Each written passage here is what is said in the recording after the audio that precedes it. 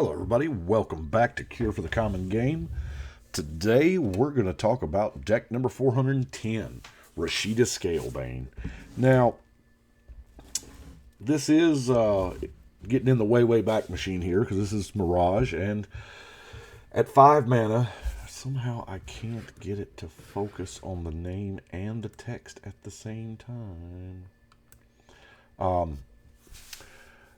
Tapped, bury target. Bury was a word that they used way back that meant destroy without possibility of regeneration. So the actual Oracle text on Rashida nowadays says tap, destroy target attacking or blocking dragon. It can't be regenerated. You gain life equal to its power. And Rashida is a human soldier. So that's the current Oracle text now. Now, our format, I mean, it did start off being called Elder Dragon Highlander, and dragons are a favorite creature type, but there have been many games where I have sat down and there have been no dragons. So, before I listed this deck on deck stats, there were 2 EDH Rec decks with Rashida Scalebane. So that's a real thing. And I get it. If I wasn't on my quest of building every single commander, then I may not have actually built this deck. But tried to do the best I could, and I figured since this was kind of a quirky niche deck anyway, I could get by with doing some weird things and trying out some cards that I don't normally try out. So here it goes. I did. We'll start with our mana ramp, I guess. I put a Soul Ring and a Tooth of Ramos in there. I'm running a Mana Prism because you know what? Why not? And Oreskos Explorer. Now the Explorer can be good. Now my choices for card draw are sketchy at best, but they're different enough where I think it might be good. Seer Sundial is not that odd. I mean, it was printed in a bunch of times, but Bargaining Table. Now, being 5 to cast is not nothing, but a lot of times that activation will be 0, and it'll just tap to draw a card because somebody's going to have no cards in hand. So that's a real thing. Now, Armistice, 3 to cast, 5 to use. But I like the political aspect of Armistice, draw a card and somebody else gains 3 life. So that may be enough to... I mean, you're not doing it multiple times on your turn. It's just not. But probably my favorite is Eliminated Folio. Yeah, here again, it does cost 5. I mean... Whew. But 1 and tap, you reveal 2 cards from your hand that share a color, which shouldn't be a problem in our monocolored deck to draw a card. And there's a certain strategical upside to revealing a board wipe or 2 removal spells or whatever. There is. People will know that's in your hand. Is it tipping your hand? Well, of course it is, but sometimes there can be an advantage to be gained in that as well. Now let's look at some creatures. Now, first and foremost, a few creatures just scream out to your mind because what I wanted to do was try to capture Rashida's flavor of that she just really don't like some dragons. Well, you know what? Neither does a dragon hunter. And then Dragon Scale General. Yeah, I mean, evidently kill the dragon and wearing its scales. Let's see here. What else we got? Dragon Stalker. Just flat out protection from dragons. How about protection from demons and dragons? And this one, while... okay, it's a stretch, but it seemed like a good pairing. I mean, yeah, Rashka hunted vampires, but She can totally block flyers, and there are a lot of red black or just plain old black dragons. So that's a thing there too. The protection from red, because dragons are primarily red, so the pro red kind of stuck out in my mind just a little bit. I try not to go too deep in it because it started to resemble a lot like another deck I'm building, and I didn't want that crossover. The Burrington Forest Tender, can prevent all damage from a red source. Speaking of pro red, why not? We got to have a a win con in there somewhere, right? Now, Soul Catcher is kind of a creature with flying is put into a graveyard. It gets a counter. That's cool. We have Articar Valkyrie. That way, if we do get so lucky as to be playing against dragons, we can we can kill the dragon and take it. Yeah, that's fun. Protection from creatures.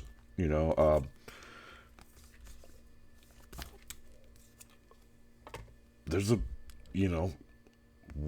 we play the format that probably sees the most multicolor play of all. Southern Paladin. Here again, not liking red. Voice of All kind of fits, and it's kind of super utility because it can just be whatever we want it to be. Freewind Falcon, of course, has pro red. The Miss Meadow Skulk has pro big things. And then I'll admit a little, I kind of went off the rails a little bit. I hit the camera. We're not going to be casting a whole bunch of spells per turn. I mean, it's just the way it is. We're mono white. So we might as well, Narset, Jorah, Spell Sling Index. There's a bunch of them out there. It just keeps people from double spelling because we know we probably don't have the capability to do it. Hixus, sure, why not? Kind of doubles as a little removal. Same thing with Cloud Chaser Eagle and the Aven Cloud Chaser. Now, the Dogged Hunter, I feel like this is more useful than we realize, because how many games have you played where there have been no tokens on the board at all? Creature tokens. Obviously, you can't kill a clue or something like that with this, but I mean, and we have some untapped. I think we're running some untapped shenanigans. Maybe, I don't know. Hushwing Griff. Yeah, it is kind of a non-boat with our two eagles, but that's Hixus maybe, but this is going to hurt others a lot more than it hurts us, and that flash is kind of amazing. I've run the Seraph. I'll be honest with you, this is the first deck I've ever put it in. I've never cast this card, but is the word Indestructible worth 2 mana if you tack it onto a Serra Angel? Well, no, it's not even Serra Angel because it's not Vigilant. Huh. It replaces Vigilance. Yeah. I don't know. I don't know if that's 7 mana worth or not. We'll play it and see, but this will probably be the first cut when I get something better, which probably won't be hard to do. And then, of course, the Devoted Caretaker. Protection from instants and sorcery spells? That's not bad. Target permanent. Artifact, land, whatever. So that's really neat. Let's look at some removal. I do have quite a bit of removal. Let's look at the mass removal first. Of course, there's Terminus, End Hostilities, Chroma's Vengeance, and Citywide Bust. Now, I really like the Citywide Bust simply because keep in mind, we're wrapping our minds around we don't like dragons, and most dragons have a toughness 4 or greater. So it hits a few of our creatures, not a lot, but now let's look at our targeted. By the same token, Reprisal. And I chose this art specifically because he's holding a dragon's head. Yeah. Fear this no more. Celestial Purge felt like a good fit, exiling a black or red permanent. Now we're going to get to the weird stuff. Bring down. The assist cards, I feel like I may have judged them before I actually played them, and y'all know I've been putting a few of these in decks, but I feel like if there is a problem creature on the board, it's a problem to more than just us. So if you can get if you can get 2 mana of this, hey, if I can borrow 2 mana, I can kill that creature. So, I don't know. Is it worth 2 mana to do it? I think so. If you can get it, subsidized by another player. Of course, we're running Oblivion Ring because it's awesome. Banishing Light. Disenchant. Now let's look at Valorous Stance. Same thing. Except this one is not only reprisal, but it's reprisal or something yours gains indestructible. So that I love that utility. Radiant Purge. Exile target multicolor creature or enchantment. That's awesome. There's so many of those. I mean, just Mirari's Wake is enough for me to make this a playable card. Renounce the Guilds. Everybody sacks a multicolor permanent. Well, you know what? That ain't us. Afterlife. Destroy target creature on a white instant. Yeah, it's 3 mana. They get a 1/1 spirit. Who cares? This, y'all heard me in the set review. Y'all heard me talk about this. I like me some Afterlife. And then, of course, Fate Forgotten. It's got a dragon in the art, and it exiles an artifact or an enchantment at instant speed. The exile is, to me, worth the extra mana over the disenchant. I know disenchant is probably the benchmark, or it used to be the benchmark. Crows and Grip's the benchmark now, but we're in mono white. We takes what we gets, right? Okay. Now, this category, I don't know what to call. We're just going to roll through it. Now, Shields of Velas Vale. Okay. That's right. We're going to change something to a dragon. Well, actually, we're going to change it to all creature types. All your stuff is all creature types, and then we're going to use Rashida to smack down your biggest one. You follow me?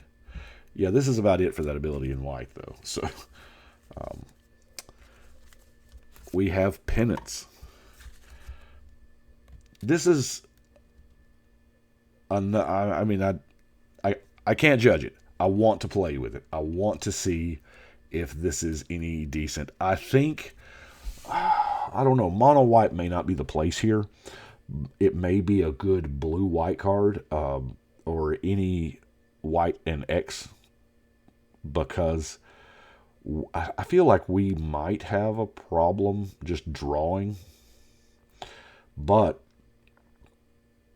the downside of putting those cards back on top of the library, and I almost, as soon as I saw Penance, I almost wanted to run every single miracle card that I could think of, because even if you draw it, you can just put it back on top, to prevent the black or red damage. But I'm just using Terminus.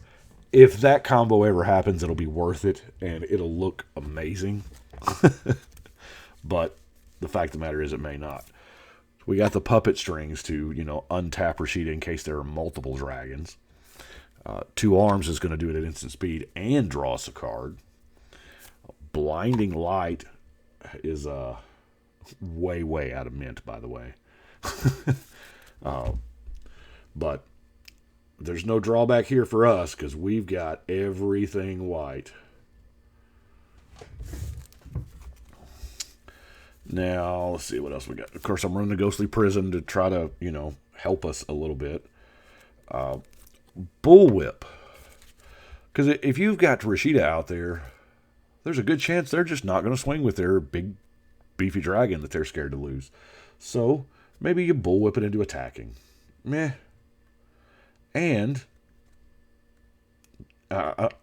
that's the purpose. But if we can start popping off one toughness creatures, hey, that's not bad either.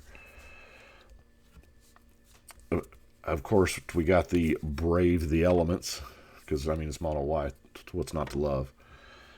Hollowed Moonlight. I'll admit, this one is just because there's so many ways to get creatures onto the battlefield while not casting them. By the way, no tokens are cast. So, yeah, somebody Storm Herds. This might as well be a counter spell that says counter target spell, draw a card. I mean, for 2 mana. There's a lot of instances, and I hate to keep going back to Narset and to there's a lot of ways to cheat creatures into play without casting them, and this takes care of it. It's a really good surprise card that nobody sees coming because I've never seen anybody play with this in Commander. Invulnerability. Invulnerability is a different card completely. Yeah, 5 mana is expensive to cast it and buy it back, but not really if it's saving your life. And this is probably going to be used, for me anyway, commander damage. I mean, it's a real thing. We're playing, I make no qualms about it. This is a pretty weak deck, but it's got to be able to hold its own, right? And I think invulnerability may get us there. I may need a little more mana Excel to kind of make it work.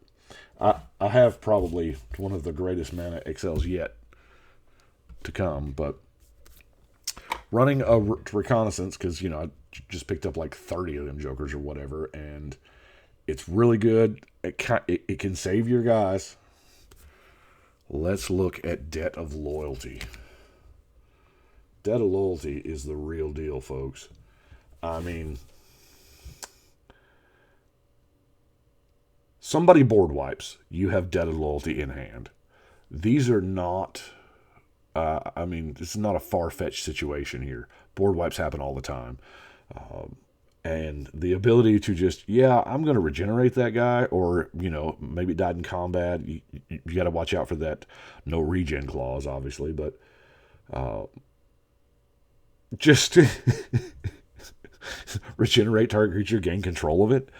That is, Debt of Loyalty is a card that just about time forgot. Nobody sees this coming. Like Witchbane Orb. The curse thing is kind of a byproduct. It's to have hexproof, because I really don't want to be, edict or, targeted with a fireball or 5,000 grape shots or whatever. It's decent. Now let's look at 3 win conditions here. Unquestioned authority is a win condition. I don't care. If you've got your Achroma or you've got your, heck, even your commander. Rashida's not, a big beefy one, but pro creatures, you can get there. And it, replaces itself when you play it. Stratascythe, hey, for planes. That's right. And we're going to have a ton of planes in play. Hope so, because the last card we've got is Armored Ascension. Now, this was actually the last card, if you watched the pickups from yesterday or today. Day number 98 of the 100 Days of Magic, or 100 Days of EDH, rather. Picked up some Armored Ascensions. It's just great in a mono white deck. And what's going to get us? Well, let's do that one last. We'll go through. I only have 5 non-basic lands. Y'all could have guessed I had a Rogue's Passage. A Remote Farm does come into play tapped. This is one of those cycles that doesn't see a lot of love, but it does give you 2 white mana twice. That's it. Now, are these lands going to be a little better once we get War of the Spark and start, it depends on exactly how much Proliferate is in in that set. The proliferate from the Scars of Mirrodin block seemed so centered around artifacts that if you wasn't running a whole bunch of artifacts, it almost didn't seem worth it. Secluded Steppe is, of course, just a cycle land. Kairu, I've heard it pronounced like a million different ways. There again, while in my opinion, the Kairu lands, the bounce lands, they both are and aren't ramp at the same time. Okay? Because it's still occupying, I mean, yes, you're getting two mana out of it, but it's kind of occupying 2 land drops. Because you have to return an untapped, therefore useful planes you control, and this comes into play tapped. So, and then the next turn you're going to play that planes again. Now, you and I both know that doesn't, I mean, it's probably not putting you back. It just gives you a land to play that next turn, because more than likely you didn't have another one anyway. Unless you had Thawing Glaciers. Thawing Glaciers is probably one of my all-time favorite land-fetching cards. It is absolutely outstanding. By the way, if you've got Amulets of Vigor, woo-wee, this is amazing. It allows you to pretty much go get a plains or a basic land every other turn. Thawing Glaciers over the years has had so many different wordings, so many different erratas, but I think it now actually functions how it's printed. It's weird how we go full circle. Lightning Bolt is finally worded as the alpha Lightning Bolt is, so that's cool. Well, that is what I have got for Rashida. It was a very difficult build because it was hard to get into the actual motivation to build it, especially, here I am building a mono-white Dragon Hate deck, and all of these War of the Spark spoilers are just coming out. I'm sorry, previews are coming out. I love the way they're doing it for 3 weeks. And I know my 100 Days of Magic thing will be over with by the time War of the Spark comes out, but I'm probably still going to do box openings and stuff like that. And tell me what you think about, here's an idea that I had, recording my entire pre-release experience from the opening. I did that once, 2 years ago? I did that. It was pretty far back there in the channel, but the opening, the deck building, and then each round, I don't know. It may be horrible. It may not be, but it's going to be a different limited environment with all the walkers running around. So I'm not exactly certain. I'm kind of excited for it. I'm only planning on playing in one pre-release, so maybe more. I don't know. But anyway, I do appreciate y'all watching. Y'all let me know what you think. And right now, I do believe it is time to shuffle and cut.